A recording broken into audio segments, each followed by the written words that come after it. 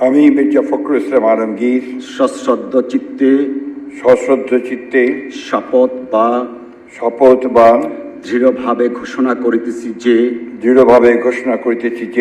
আমি আইন অনুযায়ী বাংলাদেশের রাষ্ট্রপতি পদের কর্তব্য বিশ্বস্ততার সহিত পালন করিব।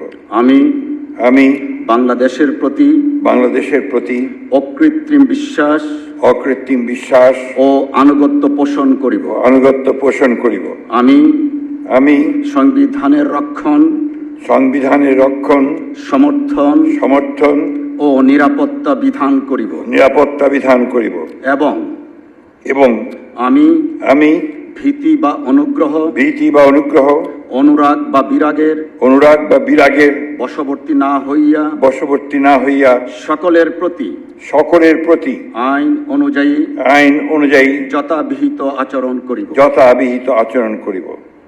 ধন্যবাদ।